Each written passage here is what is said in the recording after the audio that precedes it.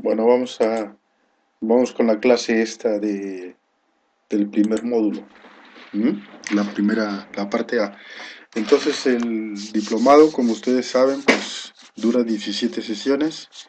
Hemos hecho ya una el sábado 8 y ahora les estoy poniendo aquí la parte del video grabado.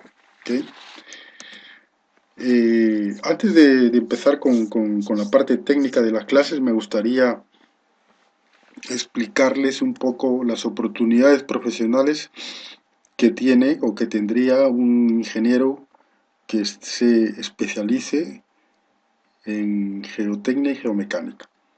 Ustedes saben que los ingenieros que pueden trabajar en geotecnia y geomecánica pueden ser los geólogos, los mineros, los ingenieros civiles, incluso cualquier otro tipo de ingeniería que le guste, ¿no? Que le guste y se capacite con un diplomado, con cursos, con una maestría en geotecnia y geomecánica.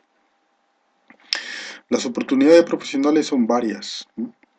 Una primera oportunidad sería, por ejemplo, trabajar en investigación, prospección, exploración y explotación de recursos naturales. Aquí donde dice explotación es exploración y explotación de recursos que pueden ser mineros, gas, petróleo, minerales metálicos, no metálicos, o sea, hay un campo muy amplio en esta parte. Luego otra área que también de actividad importante sería pues, hacer mapeos geotécnicos y zonificación de explotaciones mineras para determinar los dominios geotécnicos a la hora de diseñar labores mineras y zonificar esos dominios, ¿eh? Por áreas geotécnicas muy bien determinadas, donde en cada área tendríamos las propiedades físico-mecánicas de cada área e incluso se podría hacer ensayos in situ en cada zona para poderlo tener tipificado. En hidrogeología minera, la influencia del agua en las explotaciones mineras es muy grande, es muy importante y conviene que tengamos en cuenta, ¿no? El agua puede ser un problema gravísimo en explotaciones mineras y no solamente mineras, sino en obras civiles. Entonces es importante, desde el punto de vista del ingeniero geotécnico y geomecánico, conocer bien la hidrogeología.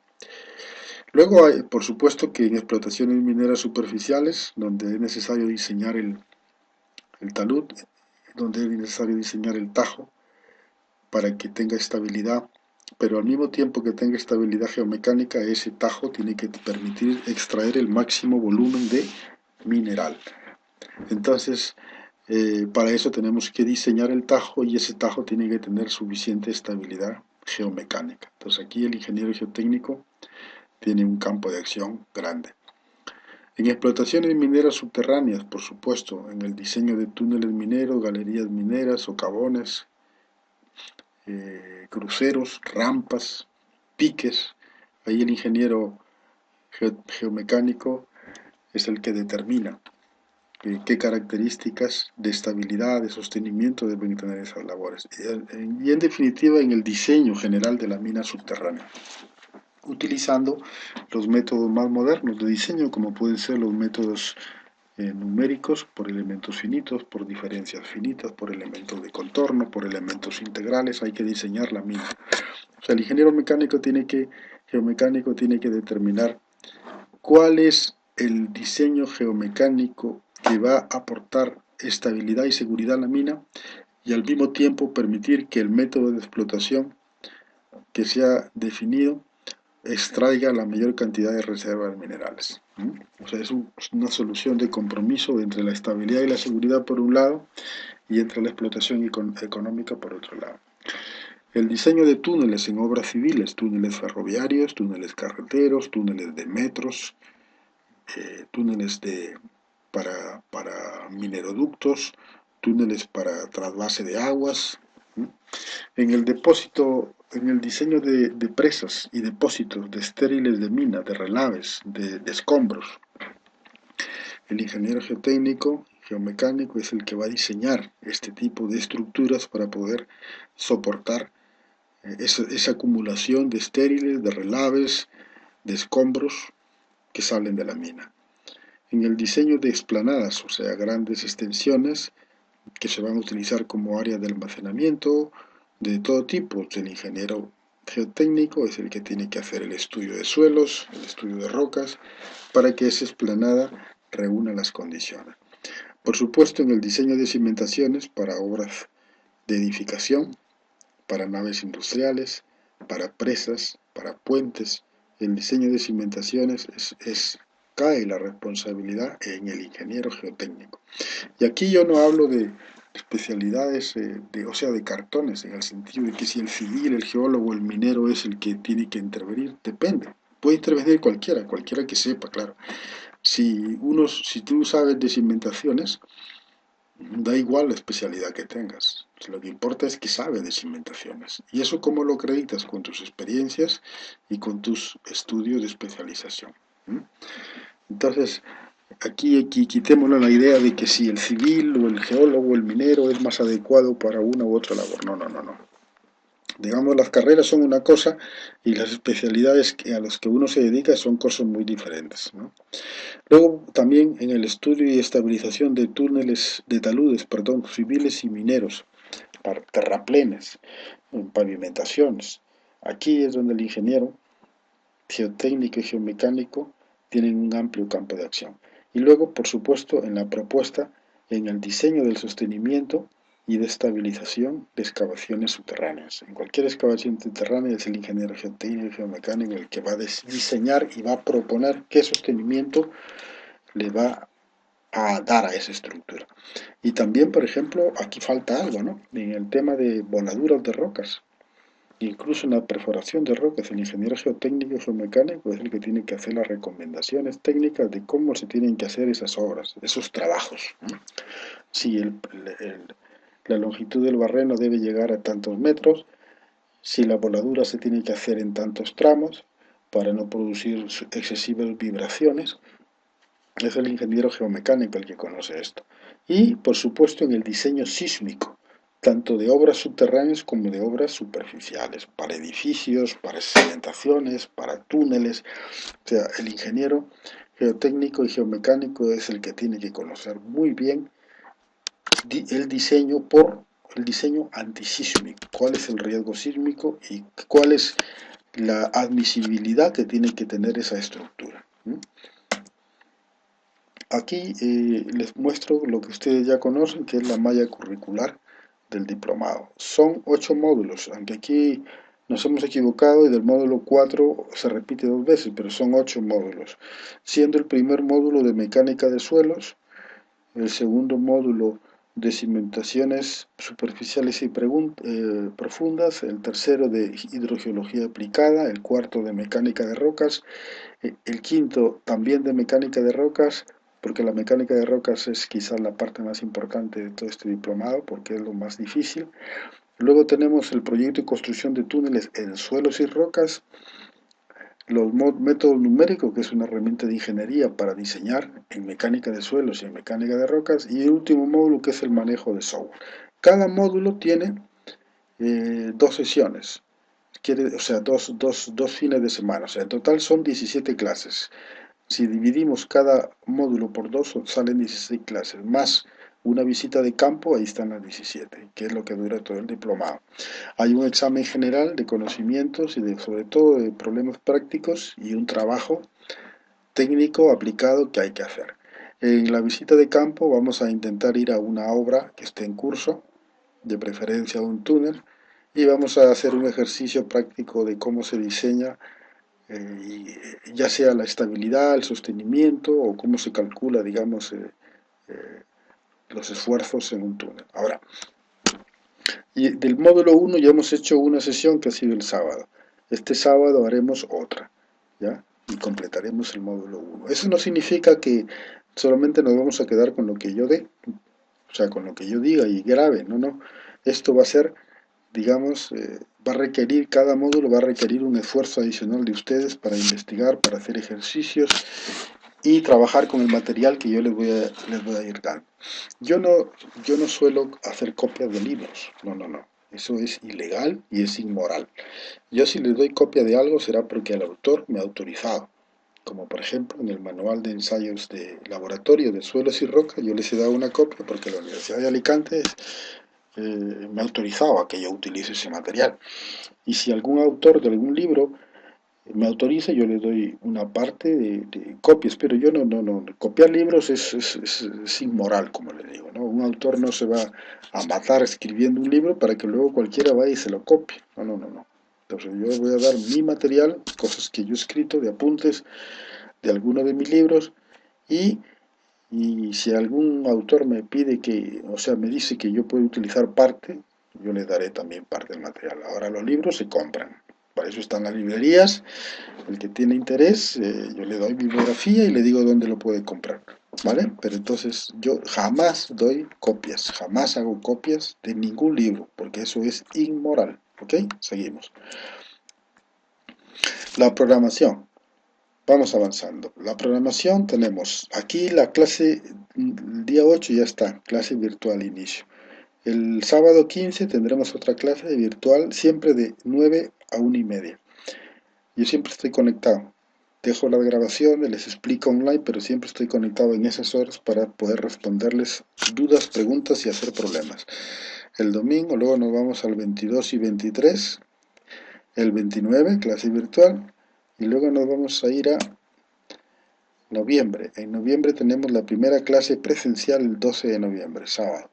Luego nos iremos, perdón, el 6 de noviembre, domingo, la primera presencial. Luego el 12 presencial, 19 y 20 presencial, 26 y 27 presencial. Los alumnos que no pueden venir a presencial, bueno, pues les daremos la clase grabada.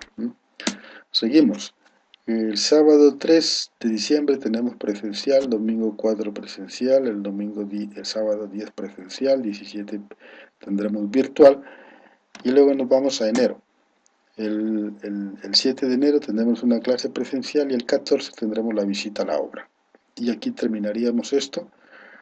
Luego fijaríamos una fecha para el examen y el trabajo se le va a dar con tiempo para que se vaya trabajando. Yo quiero no esos trabajos que se hacen en la Universidad Nacional, que es la gente empieza, mira en internet, copia y pega. No. Este es un trabajo de investigación y sobre todo aplicado.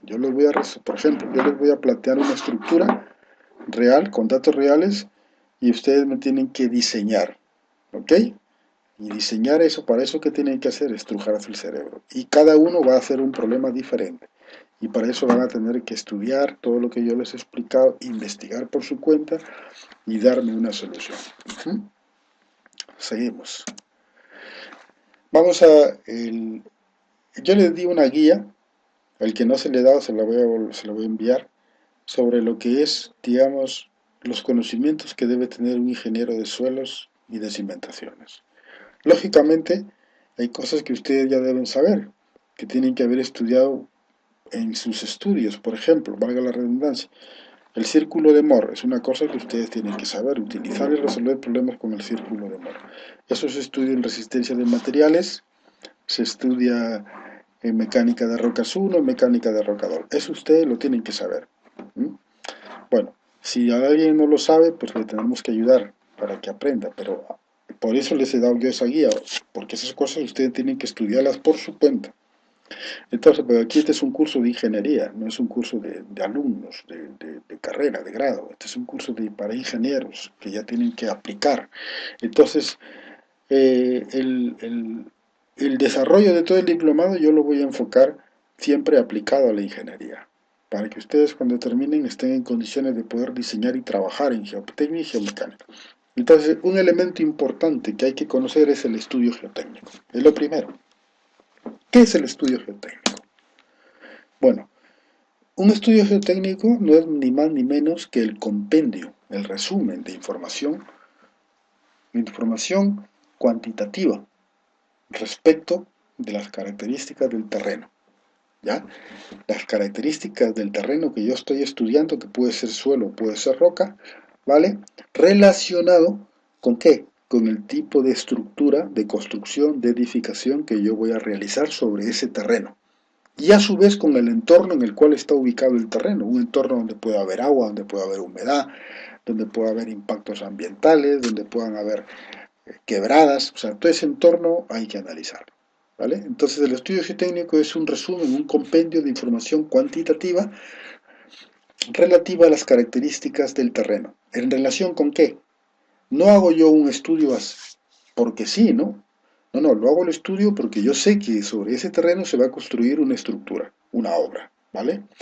Entonces, ahora, ese estudio tiene que ver con dos cosas. Primero, con el tipo de edificación que voy a construir. Segundo, con el entorno donde se sitúa, ¿eh? ¿Qué factores están influenciando en ese terreno? Como les he dicho, humedad, presencia de aguas, quebradas, presencia importante de lluvias, en fin, si hace muchísimo frío, eso afecta al suelo y a la estructura que yo construya. No es lo mismo construir en una zona donde la temperatura puede llegar a 0 o menos 10 grados que hacerla cuando la temperatura llega a 30-35 grados. Son cosas diferentes.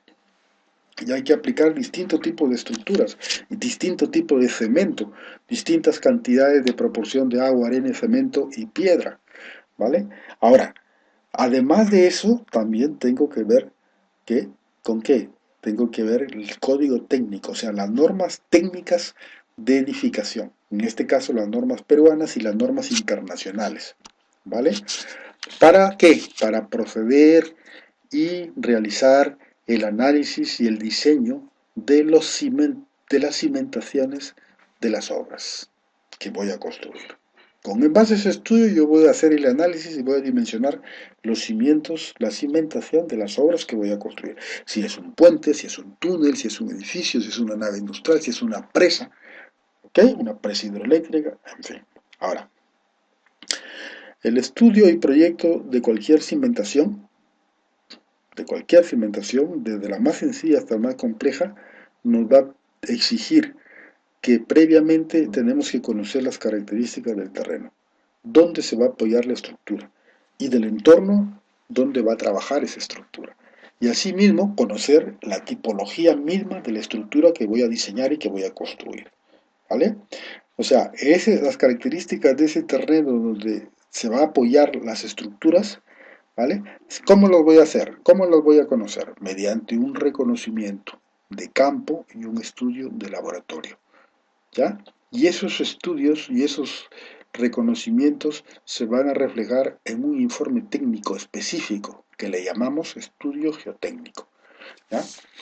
Cuando las condiciones del terreno lo permiten, podemos trabajar con cimentaciones que directas, es decir, cimentaciones que lo único que voy a hacer es, el terreno es bueno, el terreno tiene buena calidad, es un terreno arenoso, es un terreno con buena compacidad, con buena cohesión y buena fricción. Lo que voy a hacer es un reparto lineal de cargas, hago cimentaciones directas, distribuyo las cargas proporcionalmente entre todas las cargas de la estructura, entre todo el suelo, y en un plano de apoyo horizontal, ¿vale?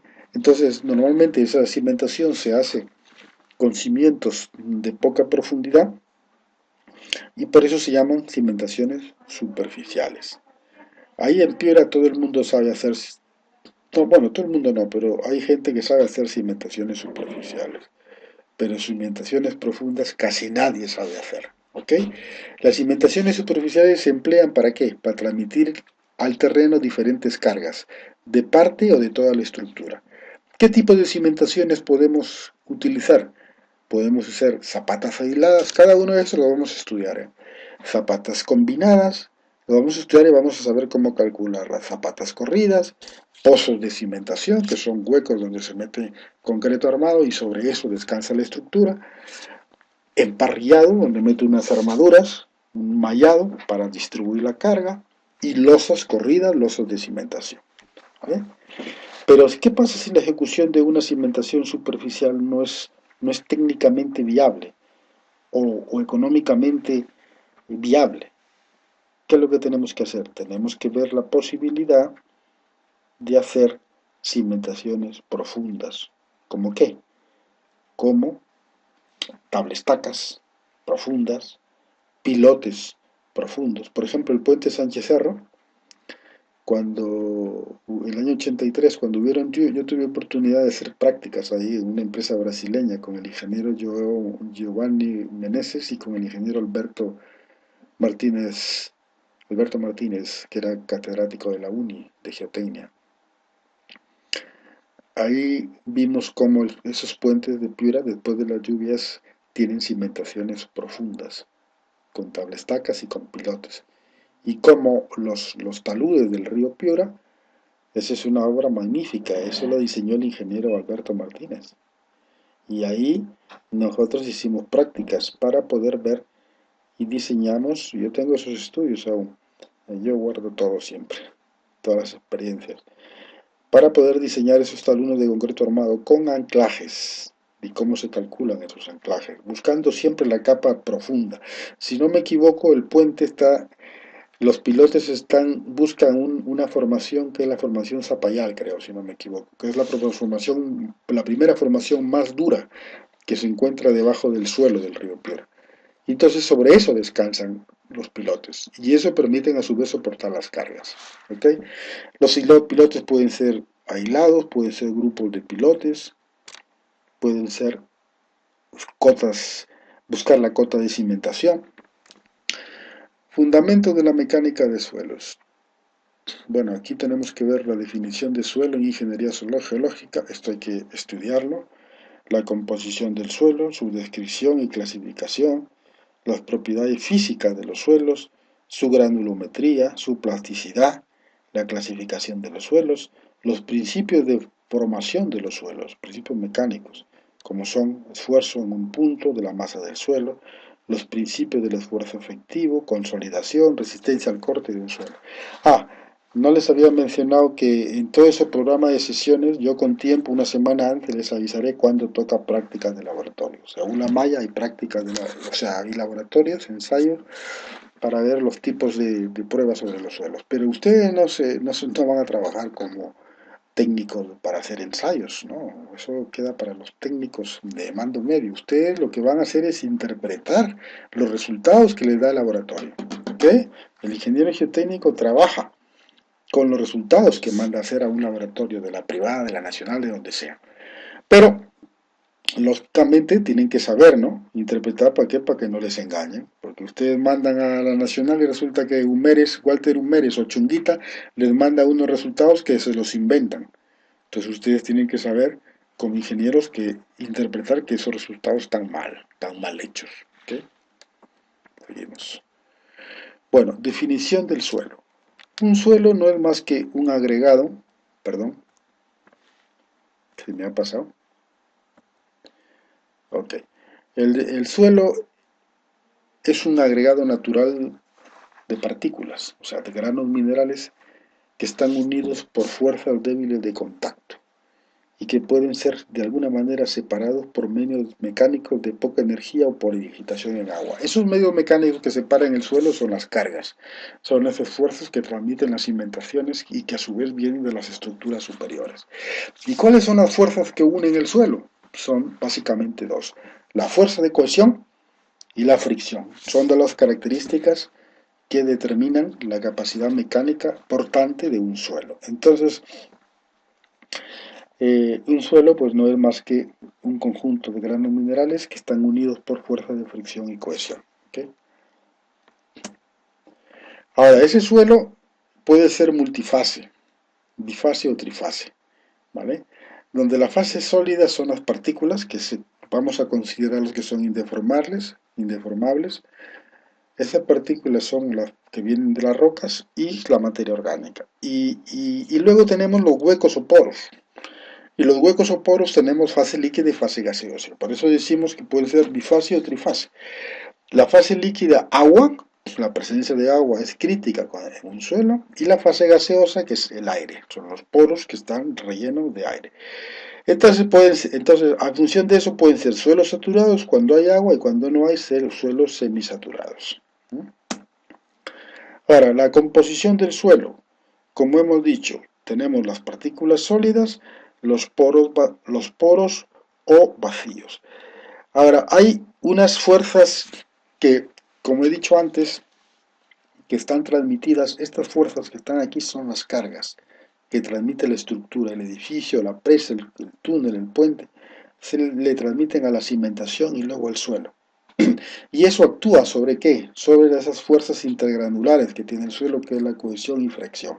Las fuerzas que actúan pueden ser fuerzas normales o pueden ser fuerzas cortantes, fuerzas de cizalla. Y además tenemos también otra fuerza que es la presión de agua en los poros.